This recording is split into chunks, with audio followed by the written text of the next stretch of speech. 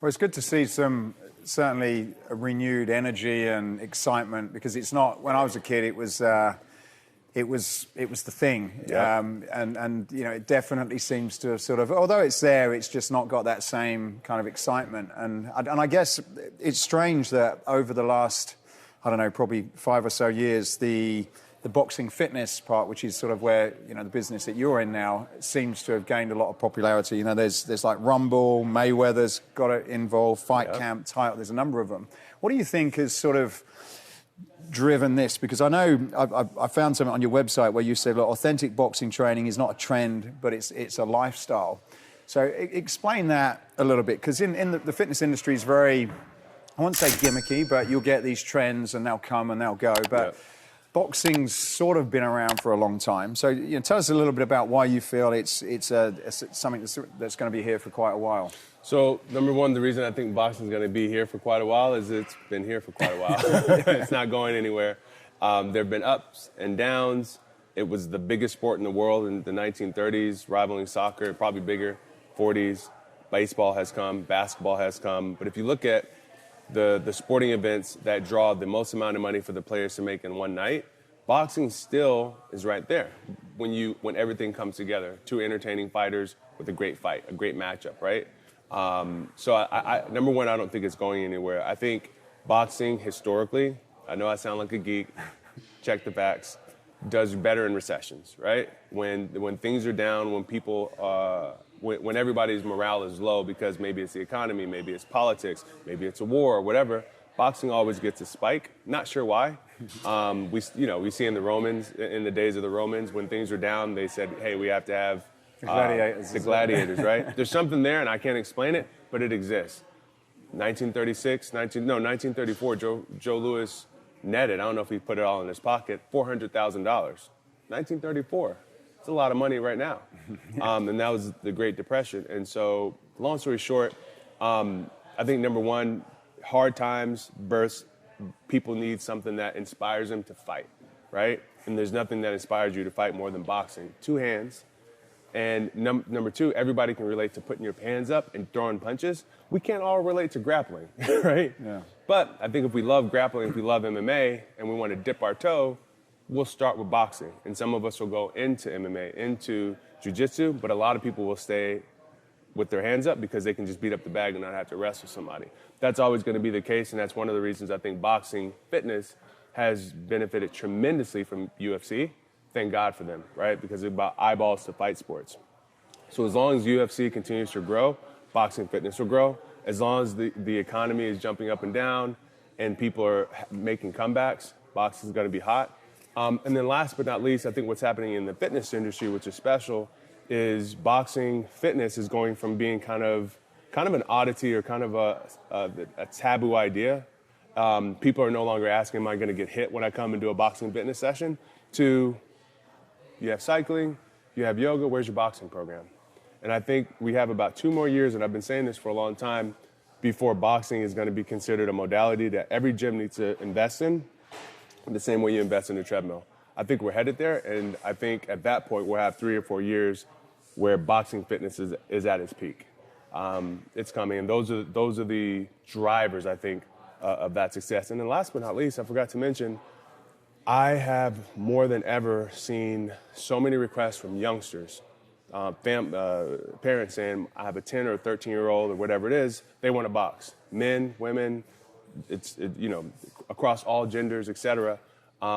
Youngsters are very interested in boxing. I think the Paul brothers and the social media stars that are boxing are a big driver of it. But I also think with all the things we're seeing on TV, none of us feel safe anymore. More and more people are reaching out and saying, I want to learn how to defend myself. Forget the fitness part. We don't feel safe. So I think boxing is a great start for people to learn self-defense, build confidence, and walk around not feeling like they're going to be attacked, and having the confidence that they can do something if they are attacked. And that goes from 7 years old to 70 years old. It's a common trend. So I think all these things are driving, all these roads are leading to boxing fitness, what I call, in my opinion, boxing is fitness, by the way.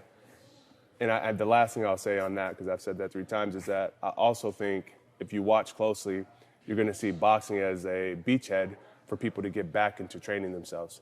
getting people back into running, getting people back into squatting, lunging, all of those things because they want to be a better boxer. Because at the end of this squatting, lunging, core, whatever, they're mastering a skill that they can be proud of. Few people want to say, I want to be the best at a squat jump, or I want to be the best at a reverse lunge. But lots of people want to say, hey, look, I can shadow box for 3 minutes and not get tired. I can throw all these punches, and I'm actually really good. You should come check me out. And that connection between fitness, being motivated to get in shape, because I'm learning a skill that I can be proud of, is going to become stronger and stronger. You've been in this space, probably one of the original ones with your previous venture, Everybody Fights. Yeah. What would you say are some of the lessons that you got from, I guess, probably being one of the relatively first movers, certainly in this sort of style of boutique fitness?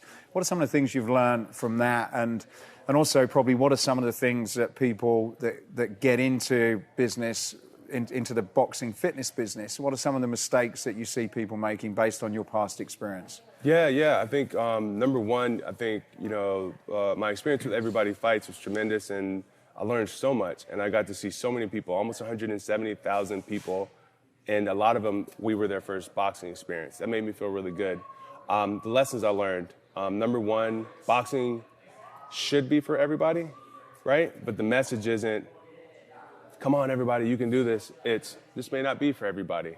I need you to want to get over the hump and challenge yourself to do something you're afraid of. I want you to feel a little nervous, and I want you to get over the other side of it and say, wow, I did it, right? And I think taking that away from boxing, and I suggest this to anyone who wants to launch a program, don't try to water it down. Say, this is boxing training. That's what it is. You're not going to get hit. You'd have to beg to spar and get hit, right? We don't do that here. But the training, all the preparation before you enter the ring, it's legit. I think you can say that and people want to do it. The same way people want to do CrossFit and say, I do CrossFit. They don't want to say, I do a softer version of CrossFit. They'll do it, but they don't want to call their mom and say, I'm doing a softer version of CrossFit. They want to say, I'm doing boxing training. Mm-hmm. So I think that was a lesson. And we did well. We did really good, and it continues to do well.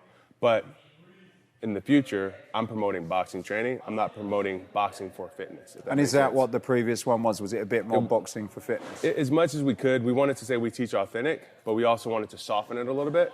And it was also the time to do that, right? We were early. So I think that would be number one. Number two, treating the trainer as the client. They're the most important thing. If you can retain the client, if you focus more on retaining your trainers, it's not hard. It's not easy to do. It's actually really hard to retain trainers. And you have to listen to them. You have to be sensitive. You have to know they're going to have ups and downs. They're going to get tired. But if you focus on them as a client, it's way easier to retain the people that come to your gym. Lastly, I would say that